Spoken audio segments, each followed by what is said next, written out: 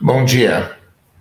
Obrigada. Bom, primeiro aqui são vários assuntos, mas gostaria de começar aqui a nossa fala, Manuel, primeiramente falando um pouco mais sobre essa busca por fontes alternativas lá na Europa, né? Esse movimento de retaliação à Rússia por conta de todas as sanções, a diminuição até do uso do petróleo e do gás vindo aí do país, pode acabar acelerando a busca de novas fontes. A gente já está vendo até a Alemanha ali, autorizando até a questão do carbono, né?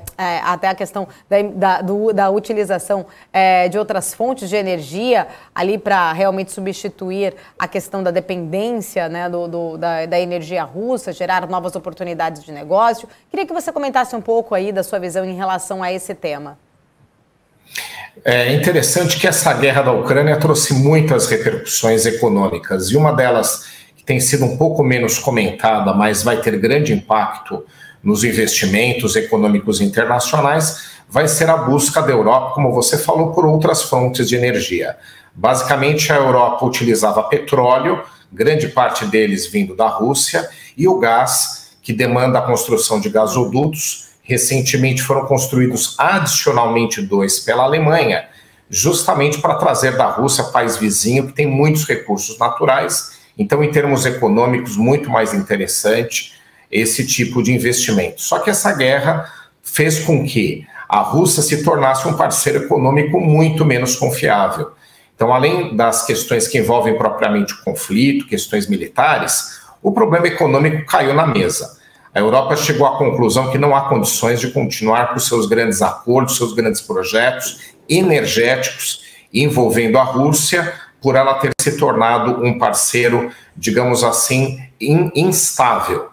Então agora a Europa busca outras fontes. O gás é complicado, porque você não tem fontes próximas para que você obtenha, e o formato dele liquefeito, que foi prometido pelos Estados Unidos em certa medida, é muito mais caro, mais dispendioso e demanda uma quantidade, uma variedade de fornecedores para você chegar no mesmo volume que vinha da Rússia. E a questão agora é essa: como que vai fazer agora em relação às questões energéticas? As questões renováveis, climáticas, ambientais vão ter agora um reforço, já que a partir delas as fontes alternativas podem trazer autonomia para a Europa, ou a busca de parceiros mais estáveis, como eu mencionei. E um ponto que também vai voltar à mesa é a discussão da utilização da energia nuclear. A Alemanha havia abandonado esse tipo de modelo, estava inclusive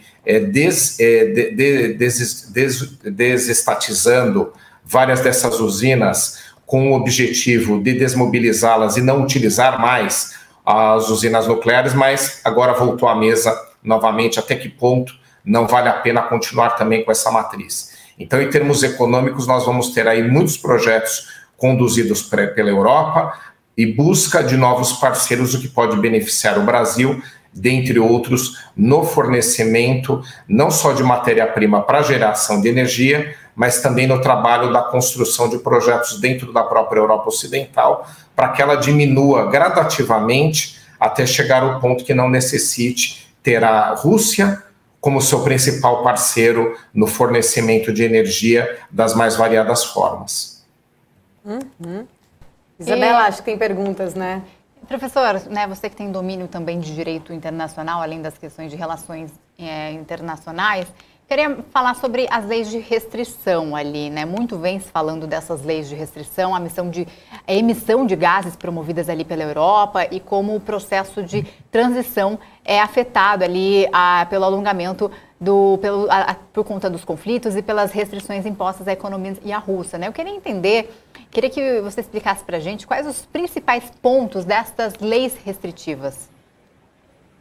Você tem as normas internas de restrição na emissão de gases de efeito estufa, principalmente, né? A gente tem uma convenção internacional antes de Kyoto, ainda foi negociada no Rio de Janeiro, que é a Convenção Quadro das Nações Unidas sobre Mudanças Climáticas. Então, o mundo todo, a partir dali, reconheceu que o clima do planeta está se alterando, que nós temos um processo de aquecimento por um efeito que é comumente chamado de efeito estufa, e que a principal causa desse aquecimento global é a emissão de diversos gases poluentes, e aqueles envolvendo as matrizes energéticas tradicionais, né, com combustíveis fósseis, principalmente o carvão e o petróleo, ainda em maior medida, deveriam ser alteradas. E nesses anos todos nós tivemos vários acordos internacionais. O Protocolo de Quioto foi o primeiro deles, né, que deu ao mundo norte determinando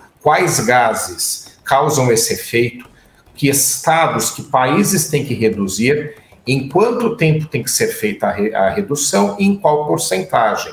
E a Europa, como sendo aí a região mais desenvolvida, o continente mais desenvolvido, tem grandes demandas de redução, principalmente a França, a Inglaterra, né, a Grã-Bretanha e a Alemanha. Então, esses países editaram normas internas de restrição. Então, além das normas internacionais, você tem um conjunto normativo. E dentro desse conjunto normativo, nós tivemos há pouco tempo uma discussão na eleição francesa.